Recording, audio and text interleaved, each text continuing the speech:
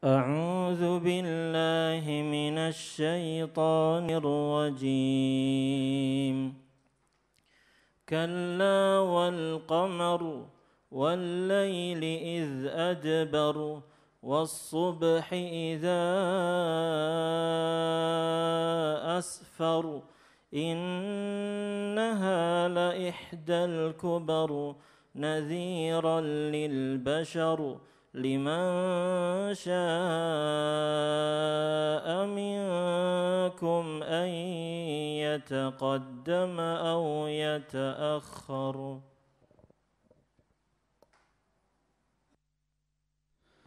Bismillahirrahmanirrahim. Assalamualaikum warahmatullahi wabarakatuh.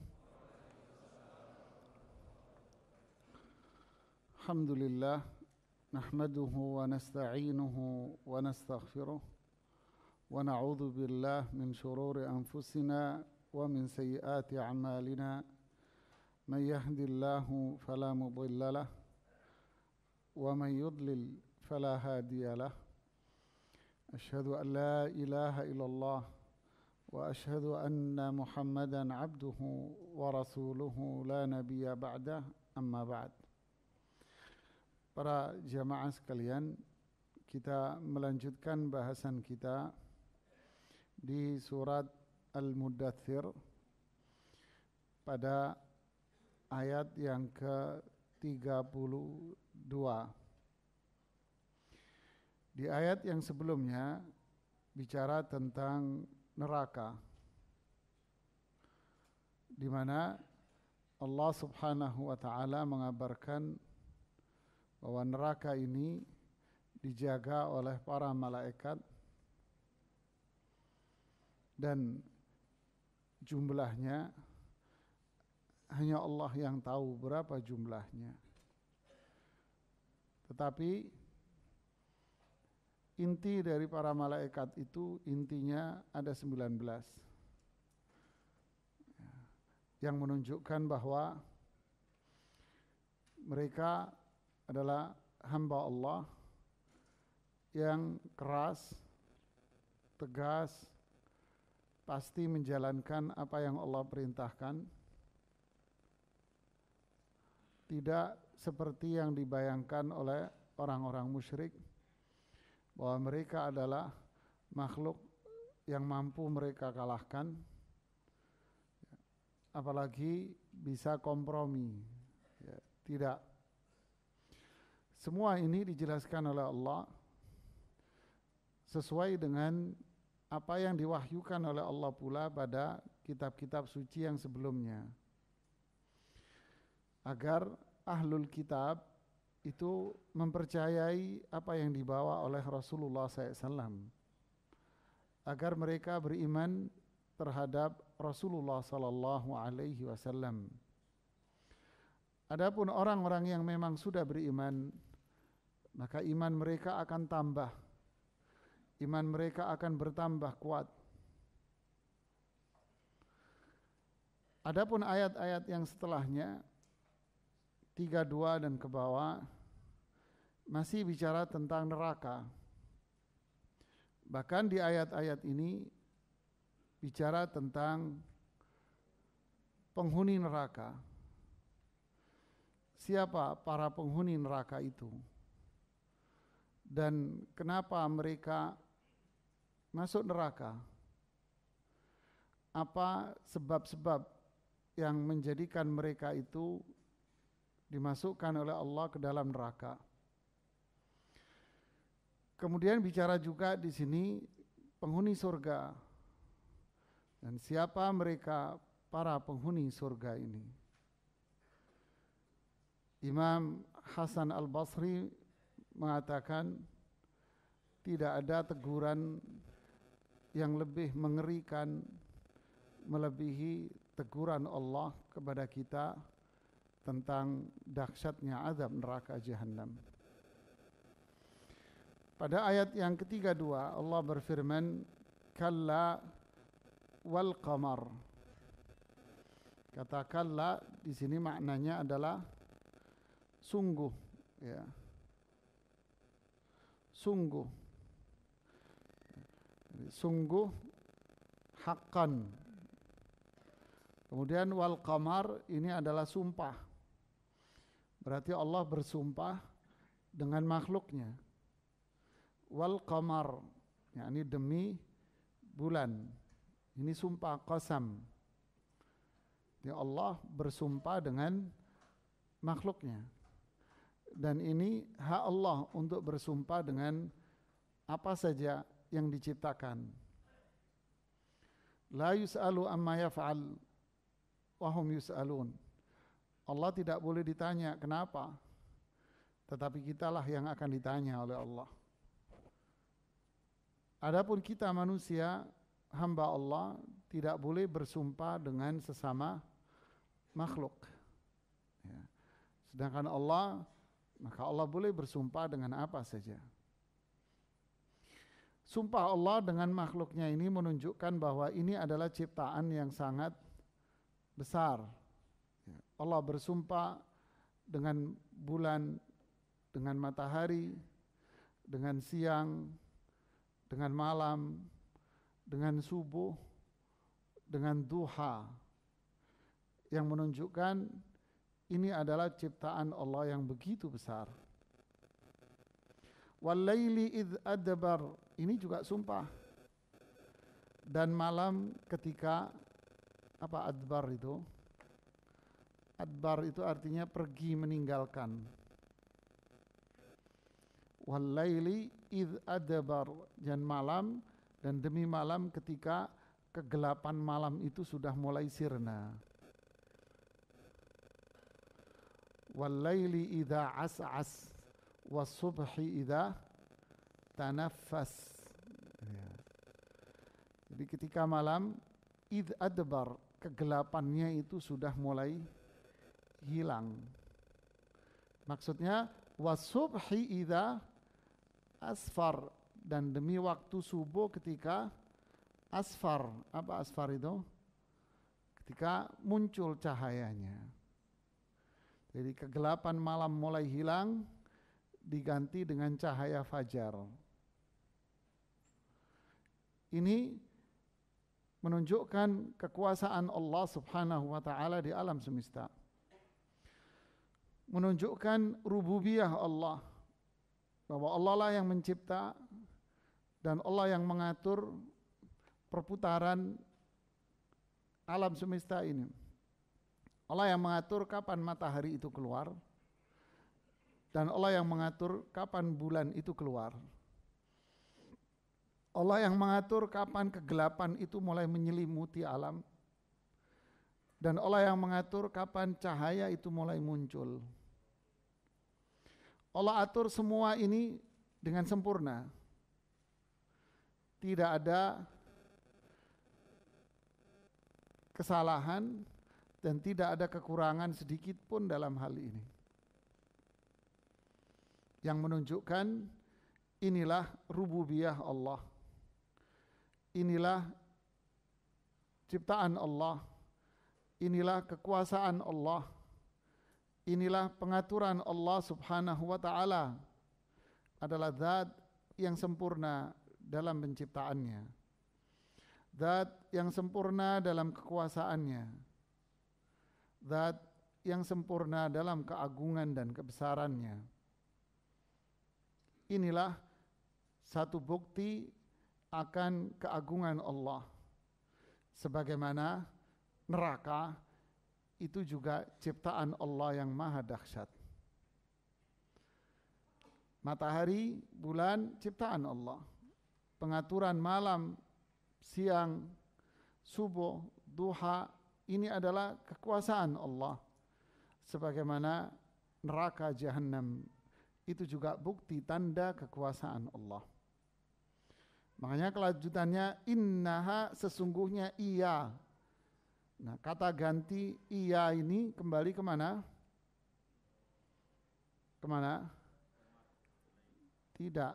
Ini pembahasannya masih berkaitan dengan neraka.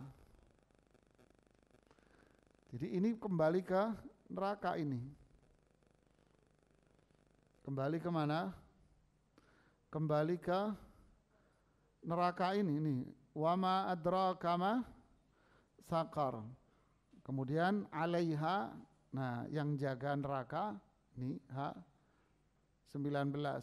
Kemudian Allah mengatakan wama ja'alna nih ashab neraka, malaikat yang menjaga neraka. Kemudian Allah mengatakan innaha, sesungguhnya ia, yaitu apa? Neraka. La ihdal kubar, salah satu dari tanda-tanda kebesaran Allah. Ihda, salah satu. Al-kubar, yaitu kebesaran-kebesaran Allah yang banyak.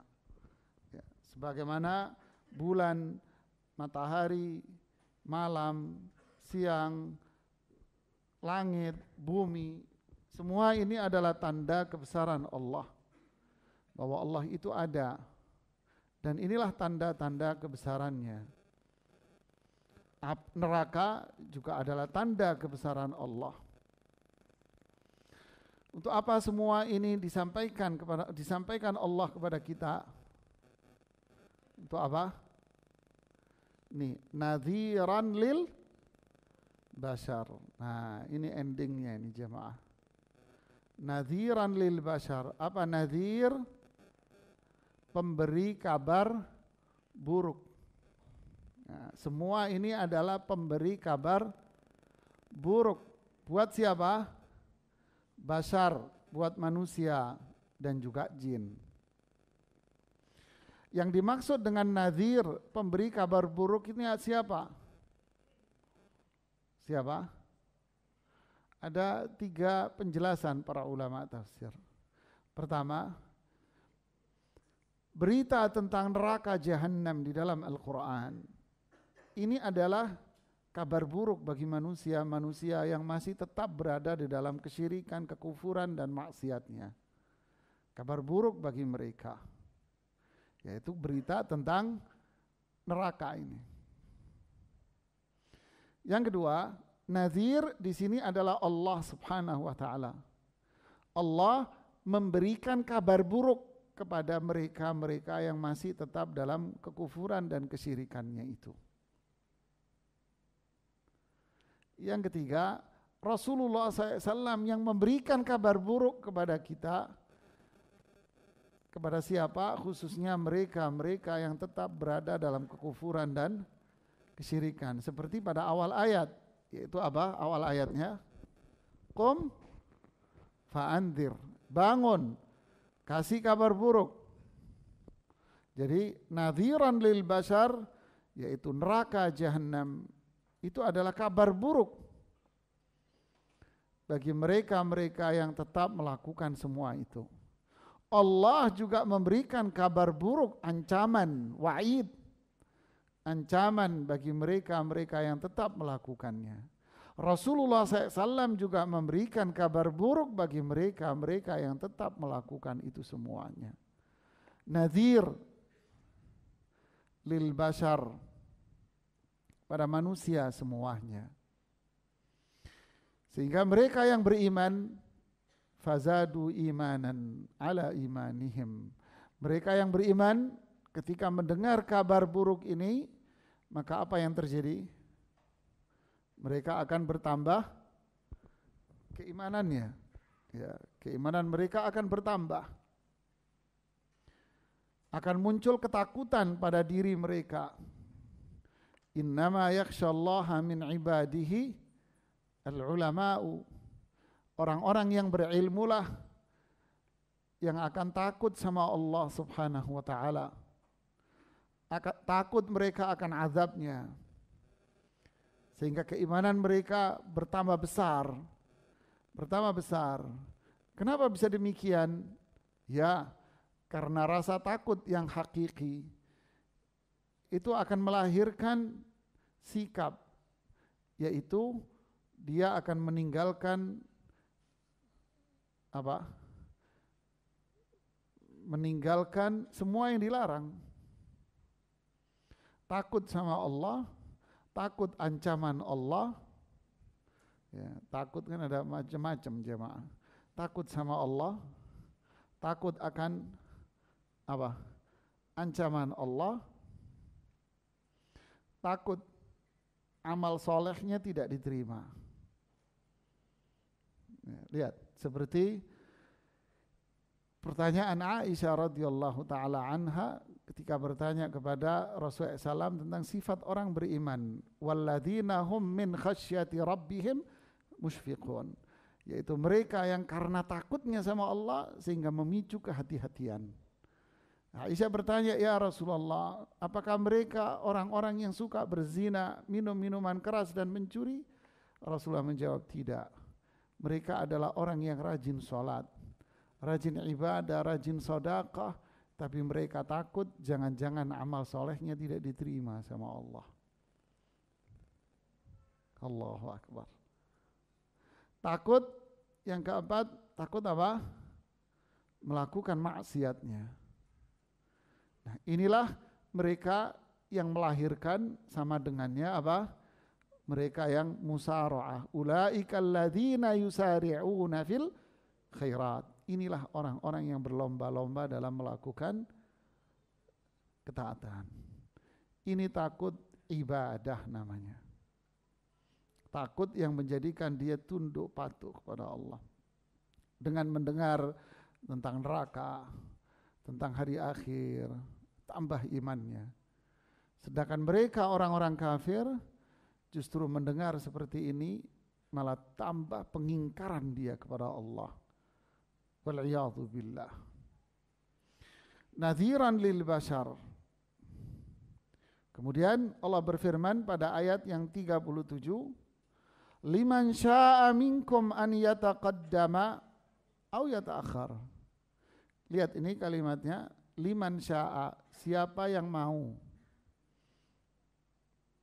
di antara kalian, mau apa?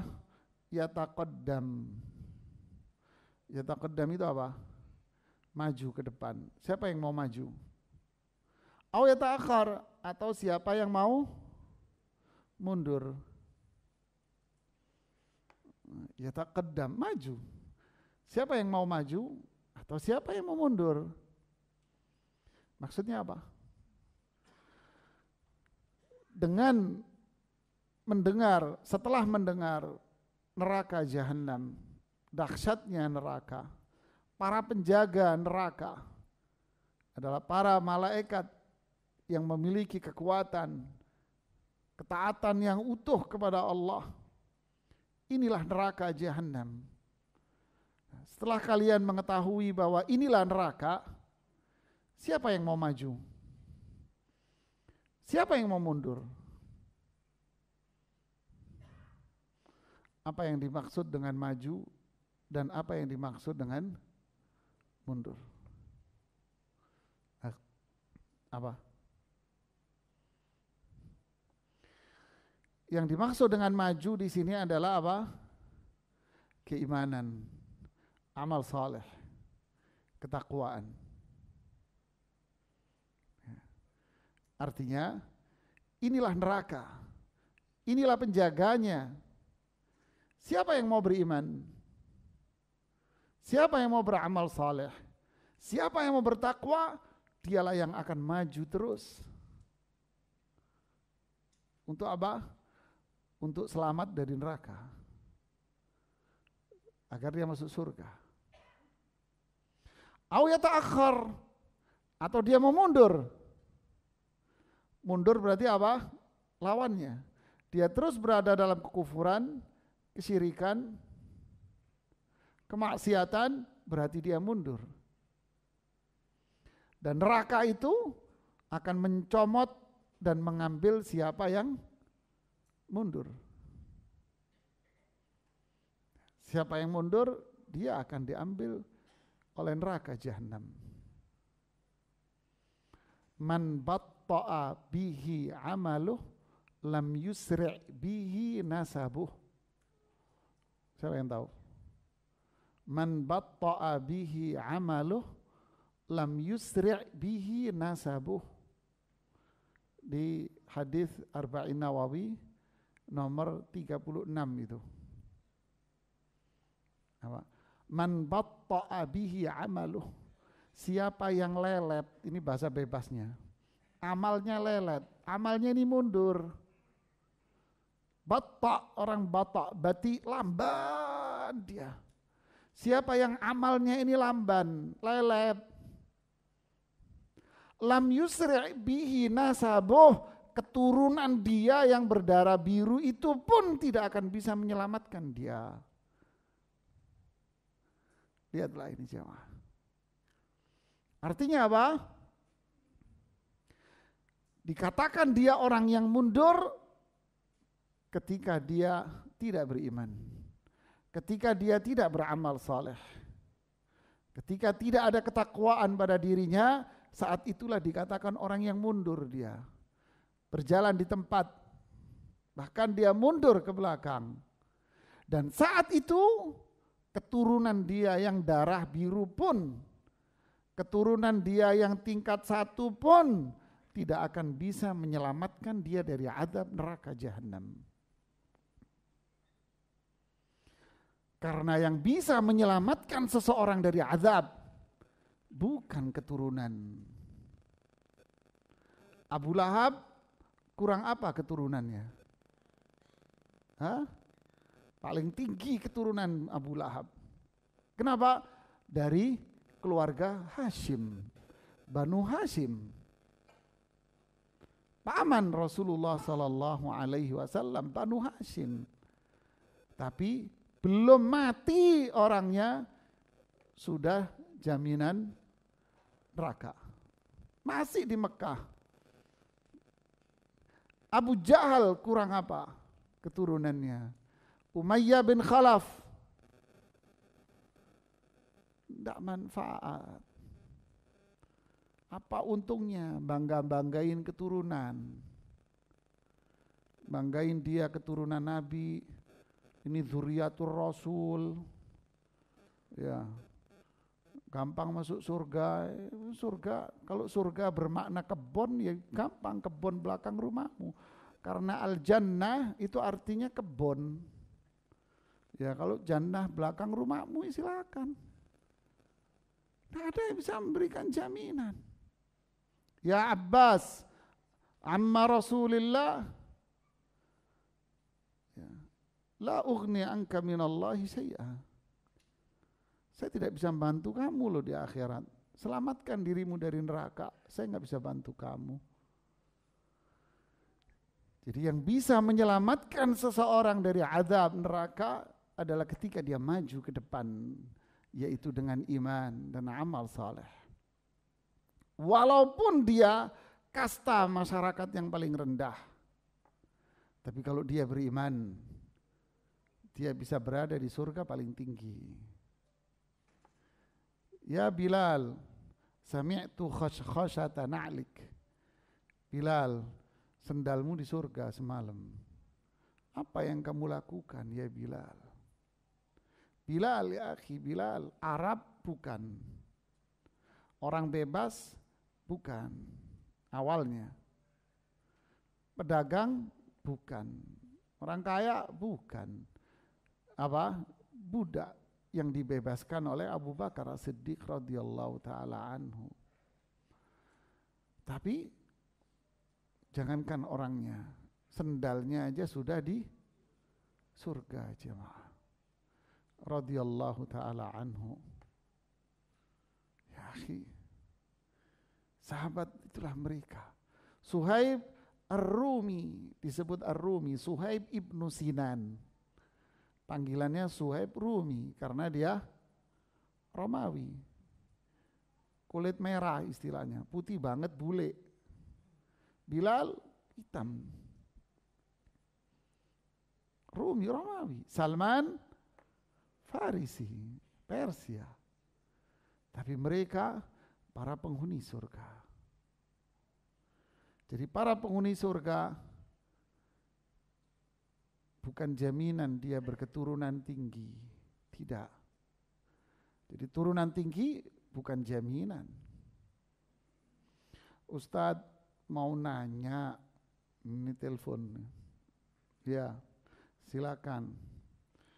Saya sama ayah saya enggak boleh nikah sama laki-laki ini. Saya paham maksudnya dia. Oh iya.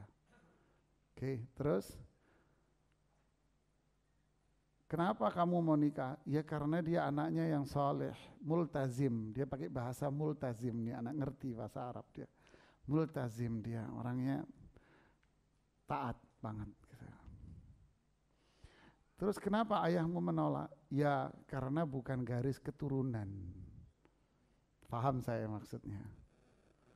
Oh ya. Alasan ayahmu apa? Kata ayah saya kalau bahasanya dia ngomong ayah. Gitu. Dia mau menyembunyikan identitas. Kata ayah saya, kalau saya menikah bukan dari keluarga saya, nanti saya nggak dapat syafaat dari Rasulullah Sallallahu Alaihi Wasallam. Bayar jamaah. Ini telepon ke saya. Telepon. Oh, anti Syarifah? Kamu Syarifah? Iya Ustaz. Kata mindsetnya dibangun jamaah. Bahwa keturunan dia itu seolah-olah sebuah jaminan dapat syafaat dari sang kakek katanya gitu. Atau yang lainnya juga. Man batta'a bihi amaluh lam yusri' bihi nasabuh. Ya, siapa yang tidak iman, tidak taat, tidak melakukan ketakwaan, enggak manfaat keturunan dan nasabnya. Itulah makna dari ayat 37. Liman syaa'a minkum an yataqaddama au yatakhar. Ini bukan pilihan jemaah. Tapi ini adalah apa? Ancaman. Faman syaa'a an yu'min wa man syaa'a yakfur. Siapa yang mau iman, ya iman, yang mau kufur, kufur. Ini bukan pilihan. Tapi ini adalah apa? Wa'id, ini ancaman.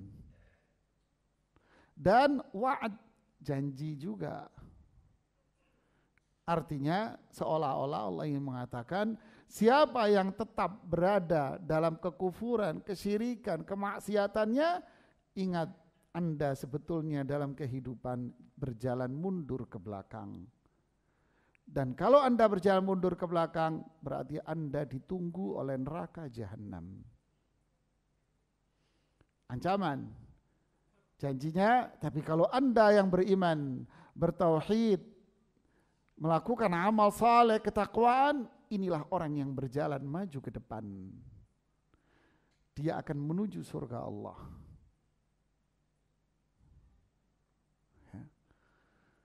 Subhanallah. Kemudian Allah mengatakan, kullu nafsim bima kasabat rahinah. Ini menarik ayat ini jemaah. Subhanallah. Kullu nafsin, apa kullu nafsin ini? Setiap jiwa. Ya, setiap jiwa. Bima kasabat rohinatun. Kasabat itu apa yang dia hasilkan. Kasabah melahirkan, melahirkan sesuatu, berbuat dan melahirkan dari perbuatannya itu. Rohinah, rohan itu apa?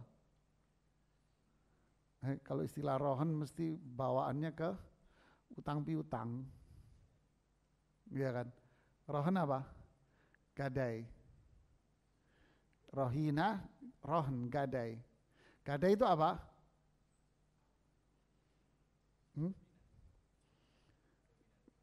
Ya tahu, gadai itu jaminan.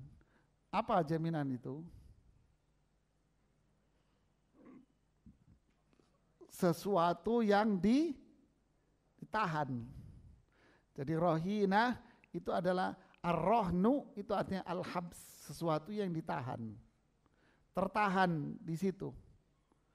Dia tertahan, namanya rohan. Di sini kullu nafsin bima kasabat rohinah. Setiap jiwa, ini yang dipilih oleh kebanyakan para ahli tafsir.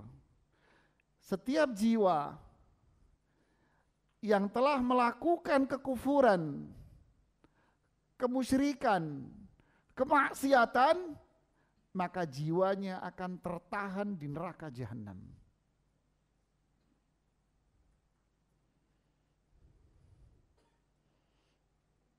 Inna lillahi wa inna ilaihi raji'un. Lihat nih jemaah. Kullu nafsin bima kasabat, setiap jiwa kasaba atas apa yang dia perbuat, rohinatun, tertahan, apanya? Perbuatan dia itulah yang menjadikan dia dirinya tertahan di neraka jahanam. Maksudnya tertahan di neraka jahanam apa? Diazab, menetap di situ. Allahu Akbar. Subhanallah. Lihat ini.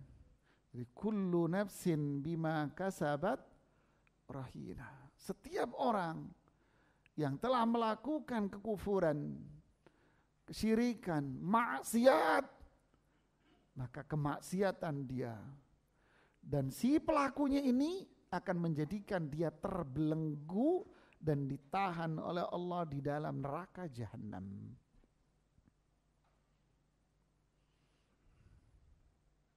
Berarti apa yang menyebabkan dia berada di neraka? Kembali ke apa? Ya ta'akhir, karena dia apa? Mundur jamaah. Tak ada ketauhidan, tak ada keimanan, tak ada amal saleh, kemaksiatan yang ada pada dirinya, maka dirinya akan terbelenggu, ditahan karena itu di neraka jahanam. Keturunan tidak ada lagi, nggak laku, nggak laku. Illa ashabal yamin, kecuali sudah benar-benar terputus dari yang ini, dari kelompok yang tadi. Illa, kecuali benar-benar terputus dari yang tadi, sama sekali beda. Siapa itu? Ashabul yamin, yaitu kelompok manusia yang di akhirat nanti akan dikumpulkan oleh Allah di posisi sebelah kanan, yaitu sebelah kanan dari arsy Allah subhanahu wa ta'ala. Mereka ini tidak akan tertahan di neraka. Mereka ini tidak tertahan di neraka. Apa maksudnya? Apakah maksudnya bahwa mereka ini adalah orang-orang yang tidak dihisab? Mereka tetap dihisab sama Allah. Mereka tetap dihisab sama Allah. Tetapi dari mereka ini ada dua tipe. Pertama, mereka yang benar-benar tidak dihisab oleh Allah. Ulaikal muqarrabun fi jannatin na'im. Thullatun minal awwalin wa qalilun minal akhirin. Inilah yang disebut dengan ulaikal muqarrabun, yaitu orang-orang yang benar-benar dekat dengan Allah. Banyak dari mereka itu dari kalangan dulu, salaf. Sedikit dari kalangan sekarang. Inilah mereka yang masuk surga bi ghairi hisabin wala adab. Ini jemaah. Siapa mereka? Sifatnya, kata para ulama dijelaskan. Sifat mereka adalah orang-orang yang mengerjakan yang wajib dan pula mengerjakan yang sunnah-sunnah semua. La yaqtasir ala nafsihi bil mafrudat. Tidak mencukupkan diri dengan yang wajib, tapi justru dia dengan kepuasannya ketika dia menambah dengan yang sunnah. Kalau sholat, sholat sunnahnya dikerjain. Wah, jemaah. Kalau zakat pasti dikeluarkan, dihitung dengan cermat. Yang sunnahnya, sedekahnya luar biasa dahsyat dia. Luar biasa sedekahnya. Puasa tidak mencukupkan diri dengan Ramadan, tapi ditambah dengan apa? Puasa-puasa sunnah yang lain. Haji tidak mencukupkan diri dengan haji sekali, tapi dia haji berkali-kali. Bahkan ada satu orang yang saya tahu, jemaah, ngomong sama travel, Pak, nggak usah nanya, pokoknya setiap tahun daftarin saya, udah berapa biayanya saya bayar. Ini untungnya orang kaya, jemaah. Ya kan, boleh nggak ngiri dengan model orang kayak begini? Boleh. Di depan saya ngomong, Pak, nggak usah nanya, pokoknya setiap tahun daftarin. Pak, harganya belum jelas, terserah, pokoknya saya bayar. Ya kan? Dia tidak mencukupkan diri dengan haji sekali, dia akan haji bolak-balik. Umrah, dia tidak mencukupkan diri dengan umrah sekali, tapi dia umrah bolak-balik. Begitulah, yang wajib dia kerjakan, yang sunnah juga dia kerjain semua jemaah. Yang haram dia tinggalkan, yang makruh juga dia tinggalkan. Makruh juga ditinggalin sama dia. Bahkan yang mubah, ketika mubah itu bisa menjerumuskan dia kepada yang haram, dia akan tinggalkan ini mubah. Jadi ketika mubah ini membahayakan dia akan tinggalin yang mubah. Ini al-muqarrabun, masuk surga tanpa hisab jemaah. Ada zaman sekarang. Nas'alullah, semoga ada. Kita berusaha kan gitu kan. Yang kedua,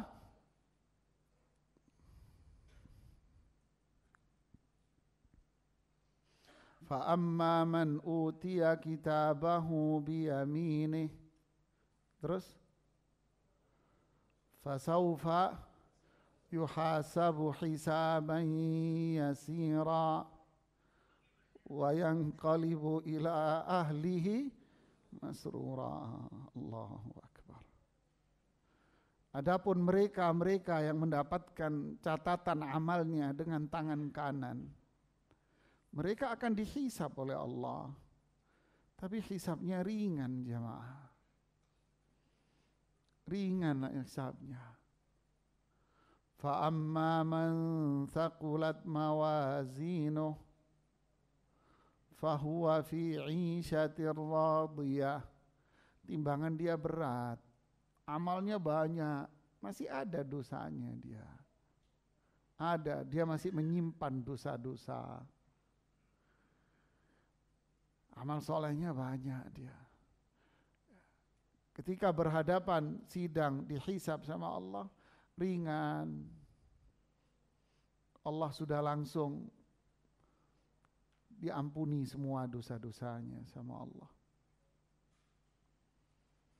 Diampuni dosa-dosanya sama Allah. Inilah ashabul yamin. Ya, ada dosanya mereka, dihisab sama Allah. Illa ashabal yamin, kecuali orang-orang ashabul yamin. Ya. Mereka tidak akan tertahan di neraka jahanam. Kenapa? Karena mereka akan terus berjalan, karena dia apa tadi? Yataqaddam. Disebutkan dalam hadis Bukhari Muslim, ketika di mahsyar, panjang hadisnya dari Abu Sa'id Al-Khudri. Rasulullah bertanya kepada orang-orang kafir, kalian mau ngapain? Kemudian Allah giring mereka. Mereka mengatakan, kami minta minum, kami minta minum. Mahsyar nih, kami minta minum. Kemudian Allah mengatakan, inilah minuman buat kalian. wasiqal ladzina kafaru ila jahannam zumara. Mereka pun akhirnya digiring oleh Allah ke dalam neraka jahanam. Adapun mereka yang beriman, mereka akan jalan terus maju. Karena hidupnya yataqaddam dia.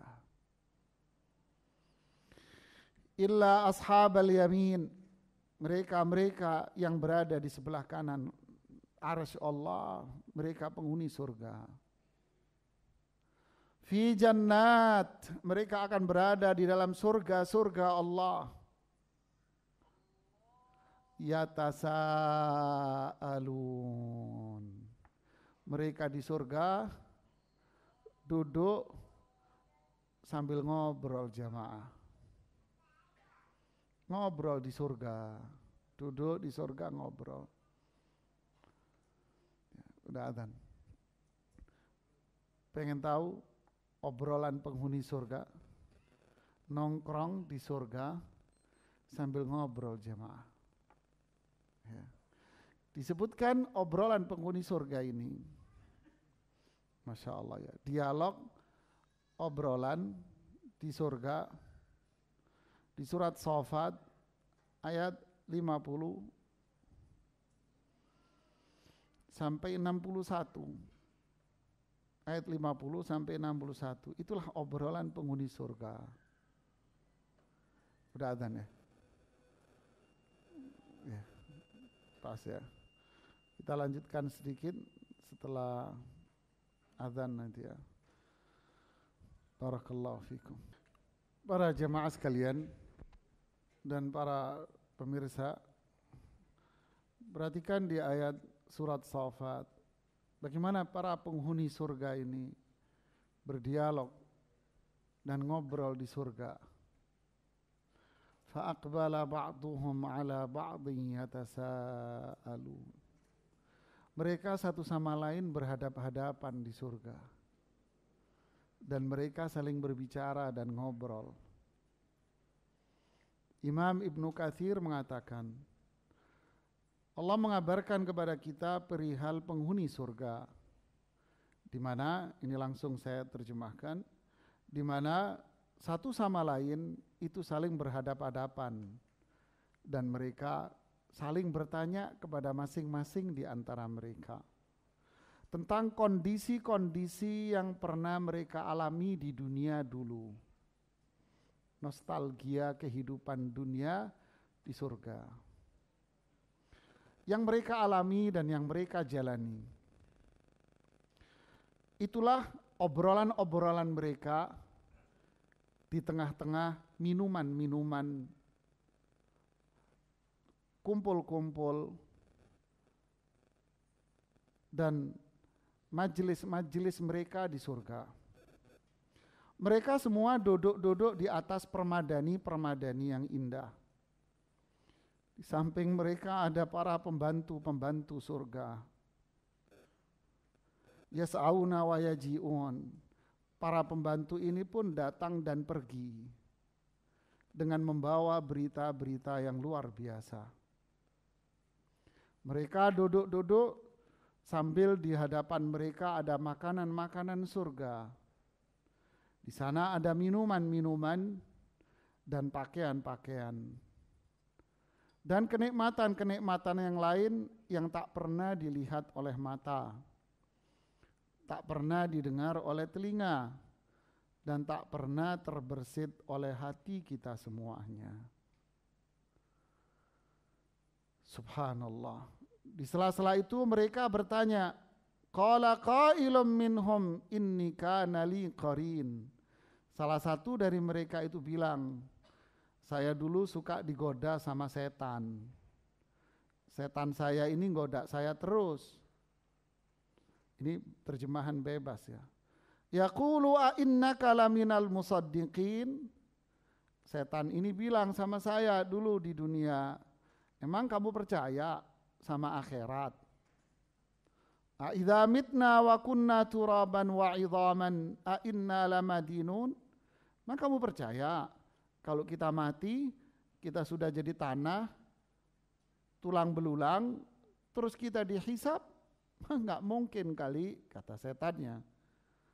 Qala hal antum muttali'un. Perhatikan ini. Lalu para penghuni surga itu bertanya di antara mereka, ini kembali kemana? Maksudnya saya tidak akan menuruti bisikan setan itu yang tidak percaya dengan hari akhir, nggak percaya dengan surga dan neraka. Saya tidak percaya sama dia. Saya hanya percaya beriman sama Allah dan hari akhir. Maka seperti kalian lihat, saya bisa masuk surga. Dan setan yang goda saya, dia masuk neraka. Maksudnya begitu. Dan setan yang goda saya masuk neraka. Karena saya enggak dengerin bisikan setan. Qala hal antum muttali'un. Kalian ngomong sama siapa nih? Penghuni surga, masih ngobrol. Kalian ngelihat enggak setan yang godain kita di neraka itu? Di mana ya dia di neraka? Allahu Akbar. Fattala. Lalu Allah buka tabir penutup antara surga dan neraka. Fattala. Lalu penghuni surga yang ngobrol tadi itu mampu melihat penghuni neraka. Fara'ahu fi sawa'il jahim. Ternyata mereka berada dalam kubangan neraka jahanam. Ini yang dimaksud di ayat ini jamaah. Fi jannatin yatasa'alun. Mereka penghuni surga ini saling ngobrol satu sama lain tentang kehidupan mereka di dunia. Lalu mereka saling bertanya, mana si fulan yang suka mempengaruhi kita dulu? Mana si fulan yang kafir? Mana fulan yang syirik dulu? Mana fulan yang banyak maksiat dulu? Fattala. Lalu dibukakan tabir neraka jahanam. Anil mujrimin. Inilah para mujrim. Orang-orang kafir, orang-orang musyrik, pelaku maksiat sampai hidupnya tak tobat. Itu yang mereka pertanyakan. Dibuka tabirnya oleh Allah. Lalu mereka mampu melihat penghuni neraka itu. Sehingga para penghuni surga yang dari obrolan tadi itu akhirnya nanya, masalakakum fi saqar. Kenapa kalian bisa masuk neraka? Apa sebab-sebab yang menjadikan kalian itu masuk neraka? Apa sebabnya? Apa sebab kalian masuk neraka ini? Apa sebabnya? Apa yang kalian lakukan di dunia dulu sehingga kalian itu dimasukkan oleh Allah ke dalam neraka? Kenapa? Jadi penghuni surga ini nanya karena mereka berada dalam kubangan neraka jahanam. Kenapa? Lalu mereka menyebutkan 4 sebab mereka masuk neraka jahanam. Apa 4 sebab itu? Kita lanjutkan di pertemuan berikutnya jemaah.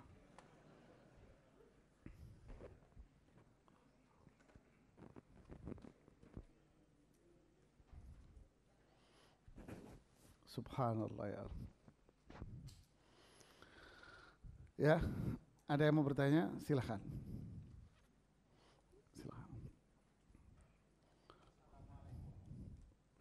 Sebentar, Pak.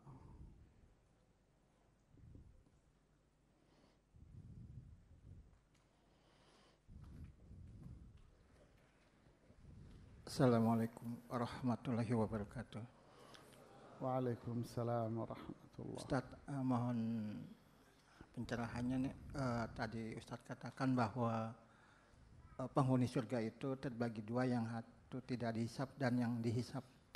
Nah Ustaz, yang dihisap ini kan setelah ditimbang ternyata amal kebaikannya lebih berat pada dosa-dosanya. Nah ini kan pasti yang dihisap ini merasakan azabnya, pedihnya neraka. Itu gimana Ustaz? Apa itu diampuni dosanya akibat timbangannya lebih berat kebaikannya atau gimana Ustaz? Jazakallahu khairan katsir. Terima kasih. Barakallahu fiik. Hisab itu ya akhi fillah ada 2 macam. Ada hisab yasir wa dzaka huwal 'ardu, yaitu hisab yang ringan. Apa itu hisab yang ringan? Al-ardu, hanya ditunjukin saja. Ditunjukin saja. Tunjukin sama Allah. Kemudian qad satartuha alaik fid dunya. Dari sejak kamu di dunia dulu, dosamu itu sudah saya tutupin, kata Allah. Wa ana aghfiruha lakal yauma. Hari ini saya hapus semua dosamu. Ditunjukin sama Allah. Ini hisab ringan. Ya. Yang kedua, ini yang bahaya jemaah. Tapi pertanyaannya, kenapa kok dihisab ringan? Kenapa? Karena ketaatannya dia jauh lebih unggul, lebih banyak. Dia bertauhid kepada Allah. Amal salehnya iya. Dia beramal saleh, bertakwa sesuai tuntunan Allah dan Rasulnya. Tapi manusia tetap dia melakukan, ada dosa-dosa yang dia miliki. Maka inilah yang ditutupi sama Allah, karena ini lebih unggul. Fa amma man thaqulat mawazinu. Thaqulat, thaqil, berat timbangan amal solehnya. Sehingga yang kecil ini akhirnya jadi apa? Kalah. Dimaafkan sama Allah, dihapus. Yang kedua, ini yang disabdakan oleh Rasulullah SAW kepada Aisyah, man husib udzib. Siapa yang dihisab, ditanya oleh Allah panjang lebar, ini bakal diazab oleh Allah. Apa yang ditanya? Pertama, berkaitan dengan ibadah. Yang pertama kali ditanya tentang ibadah ini adalah sholatnya. Kemudian pertanyaan tentang hukuk maliyah, hak-hak berkaitan dengan uang. Kemudian pertanyaan tentang dima, tentang kehormatan dan darah orang. Ini panjang jemaah. Ghibah, ngomongin orang, menggunjing, mencaci maki, merendahkan orang lain, membuka aib orang. Ini dihisab semua. Mengambil hartanya orang, menguasai hartanya orang, memukul, mencederai, melukai orang, ada hisabnya semua ini. Ini harta, ini kehormatan, ini darah. Bahkan sampai kambing yang bertanduk akan dihisab sama Allah. Atas apa? Dulu pernah nyeruduk kambing yang tidak bertanduk. Allahu Akbar. Inna lillahi wa inna ilaihi raji'un. Man husib udzib. Kalau sudah dihisab panjang lebar, diazab dia jemaah. Nah, ashabul yamin dihisab. Tetap dihisab. Tetapi hisabnya ringan jemaah. Tapi al-muqarrabun tidak. Mereka masuk surga langsung. Jadi manusia terbagi menjadi 3. Wa kuntum azwajan thalatha. Nanti kalian akan menjadi 3 kelompok. Fa ashabul maimanah, yang kanan. Kemudian wa ashabul masy'amah.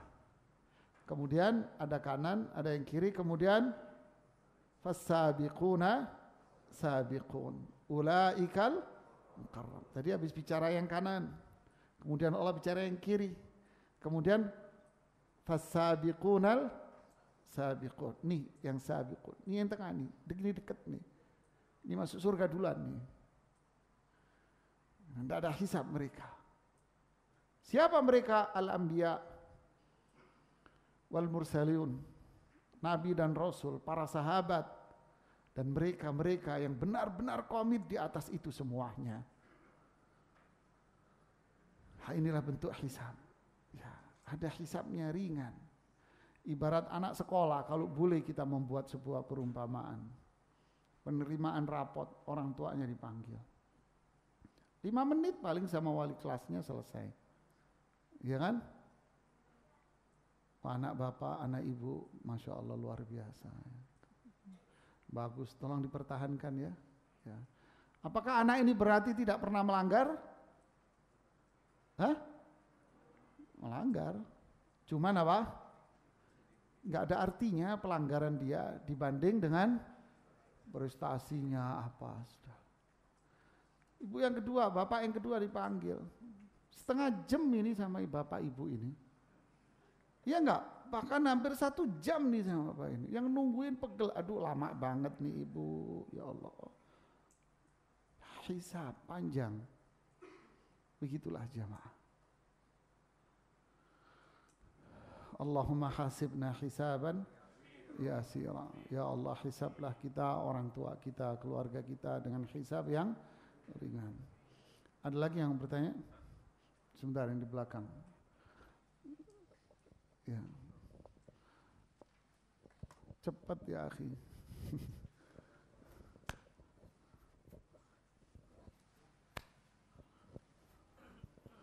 Ya. Bismillah. Assalamualaikum warahmatullahi wabarakatuh. Waalaikumsalam warahmatullahi wabarakatuh. Semoga Ustadz dan keluarga dan juga kaum muslimin dimanapun berada senantiasa dalam lindungan Allah Subhanahu Wa Taala. Amin. Barakallahu fiik. Allahi barik fiik. Izin bertanya Ustadz, pada pertemuan pekan lalu sempat dijelaskan pada surat Ghafir ayat 50, apakah yang dimaksud doa yang sia-sia hanya bagi manusia yang kafir saja atau juga berlaku bagi kaum muslimin tapi tidak menghiraukan perintah Rasulullah SAW pada saat di dunia? Dan bagaimana adab atau sikap kami sebagai seorang penuntut ilmu jika ada kerabat kami yang awam yang tidak percaya dengan adanya surga dan neraka? Jazakumullahu khair. Ya, barakallahu fiik. Pertanyaan bagus sekali. Artinya apa tanda doa itu ditolak sama Allah? Berarti apa yang pertama? Ya orangnya kafir. Ya pasti ditolak lah. Kayak Abu Jahal doa sama Allah menjelang perang Badar. Ya Allah, beri kemenangan kepada kami. Kalahkan Muhammad yang telah mencaci maki kami dan sebagainya. Yang doa siapa? Abu Jahal. Abu Jahal doa itu disebutkan dalam sejarah ya. Yang kedua, doanya orang musyrik. Ya, orang yang syirik minta-minta sama Allah lewat perantara wali-walinya, lewat kuburan, lewat ini ditolak sama Allah. Yang ketiga, secara singkat, doa yang mengandung unsur kemaksiatan. Malam yad'u bi itsmin au qati'ati rahim. Dia tidak berdoa dengan keburukan dan tidak berdoa yang mengarah kepada pemutusan silaturahim. Tidak andung unsur keburukan doanya. Yang ketiga, yang keempat, ya, orang berdoa tapi dirinya itu kotor, maksiat. Dirinya maksiat. Ibarat anak kita habis kecemplung comberan, terus masuk ke rumah, boleh? Hah? Istri ente komat nggak pakai adzan ya akhi. Disemprot pakai selang di depan halaman rumah dulu ente. Ya kata, hidupnya maksiat, bergelimang dengan maksiat. Terus tiba-tiba tinggal berdoa. Oh, kalau malaikat hidup ditempeleng ente, bukan hidup ya. Malaikat ada di sebelahnya ditempeleng ente. Yang kelima, penghasilannya haram. Bisa jadi orangnya taat, tetapi darah yang mengalir dalam tubuhnya, daging yang tumbuh dalam dirinya, itu dari penghasilan yang haram. Gajinya haram, dagangannya haram. Fa'anna yustajabulah. Bagaimana doanya itu bisa diterima oleh Allah Subhanahu wa taala. Ya, berarti ini bukan hanya sekedar orang kafir, orang Islam pun bisa ya. Barakallahu fiik. Bagaimana menyadarkan orang tua atau keluarga? Ya, nasihat. Ya, kita hanya bisa ngapain? Nasihat. Ad-dinu nasihat. Agama ini nasihat ya akhi. Nasihat pelan-pelan dikasih tahu, kemudian sama doa sama Allah Subhanahu wa taala. Kemudian berikutnya, ya silakan Pak.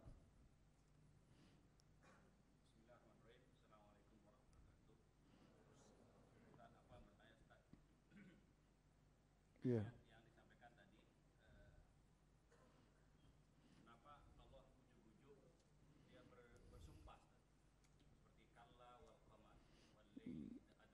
Iya.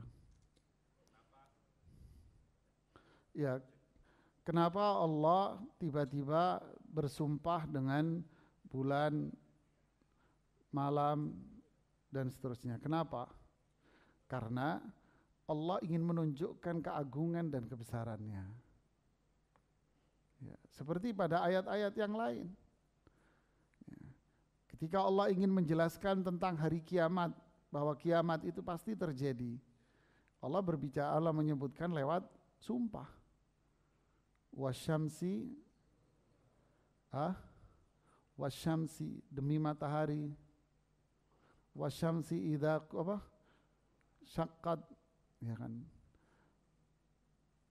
demi matahari, demi langit. Allah bersumpah dengan kekuasaan dan kebesarannya,